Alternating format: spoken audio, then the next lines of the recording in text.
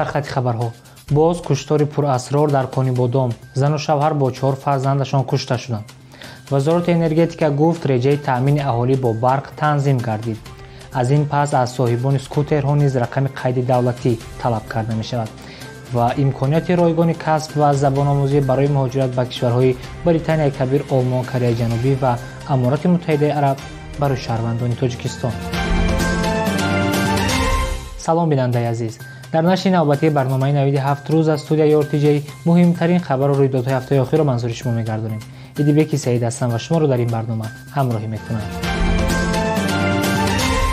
در شهر کانیبادام جسد 6 عضو یک عائله دریافت شده است. کشته شده‌ها زن و شوهر با 4 کودکشان می‌باشند. حادثه در دهه شراب قلعه جماعت فیروزه آبی این شهر رخ داده. جسدها شب 8 دکامبر پیدا گردیده است.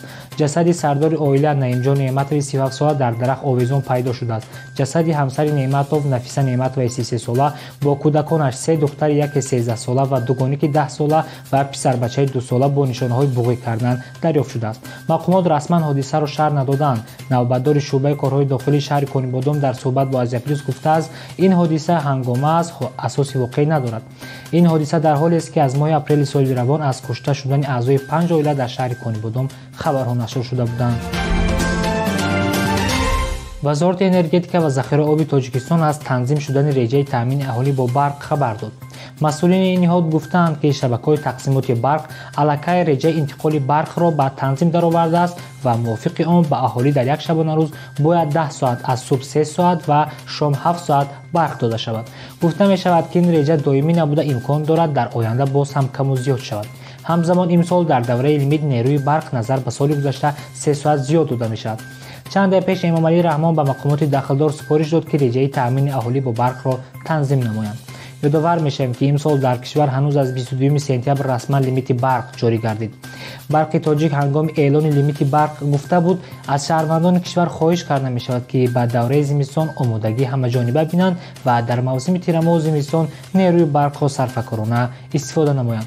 دلیر جمعه وزیر انرژتیکا و ذخیره آب تاجیکستان نیز آخر ماه ایول سال روان به سوال خبرنگار آرتیجی در خصوص جاری شدن و یا نشدن لیمیت در دوره تیرماه و زمستان سال 2024 گفت کوشش میکنند که لیمیت نشود، اما در برابر آن از ساکنان خواست انگیش ذخیره کنند.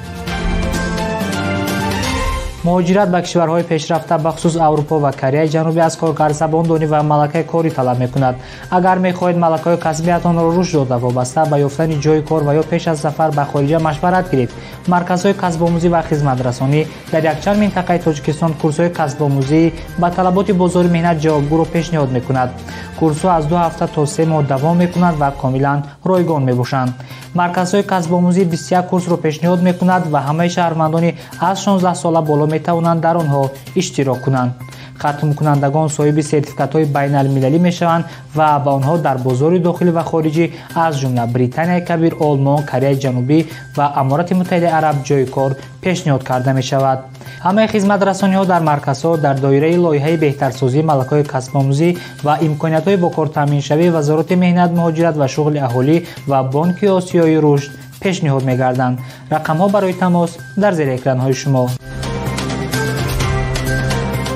از این پس از صاحبان اسکوترها که سرعت حرکتشان از 40 کیلومتر ساعت زیاد است طلب کرده می شود که نقلیات خود را از قید گذرانده رقم دولتی گیرند. دایر به این ترتیبات به قرار حکومت کشور درباره ترتیب و قیدگیری دولتی واسطه‌های نقلیات تغییر الهه وارد کرده شده است. سبب این تصمیم زیاد شدن صدمه‌های نقلیاتی با اشتراک اسکوترها گفته می شود که به رقم قید دولتی پیدا نمودن آنها مشکل می شود. ارزش شهادتنامه به قیدگیری تخ پاسپورت اسکوترها 280 سومونی و پول رقم قید دولتی 280 سومونی معین شده است. اینچنین صاحبان اسکوترها وظیفه دارند برای اوتیلیزاسیون 360 سومونی پرداخت کنند. صاحبان اسکوترهایی که از گرفتن رقم قید دولتی سرکشی میکنند نسبت آنها با ماده 310 کدکس حقوق ویرانکنی ماموری پروتکل ترتیب داده می شود.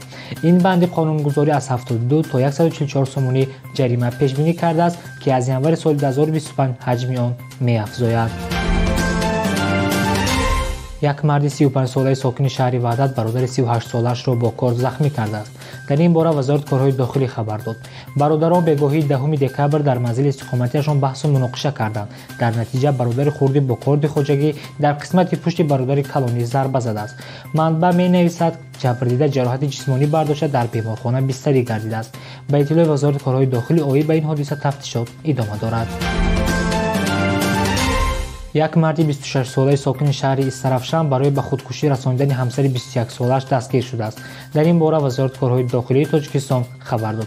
گفته می شود این مرد با همسرش سال 2022 عائله برپا کرده با او منتظم معاملات بیرحمانه داشته است و شأن و شرفش را پست می زده است. شب 27 و 28 نوامبر سال 2024 در منزل استقامتیش او را لاتوکوب نامیده جراحت جسمانی رسانیده است. در نتیجه جبریده با مقصد خودکشی محلول سیرکا را استعمال نموده است. می نویسد منبع. به اطلاع وزارت کارهای داخلی طبق خلاصه تشخیص سودی طبی جراحت برداشته جبریده در نمودن زهرآلودشوی با محلول سیرکا، سوزش کیمیایی سرخ‌روده، دهان و معده بنابر خوفناک بودنش به حیات همچون ضرر وزین به سلامتی رسانیده شده منسوب دانسته می شود.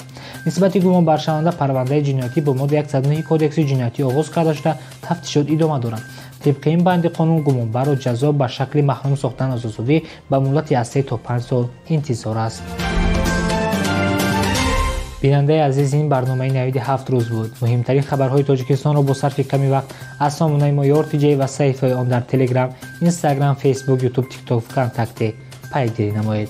خیر.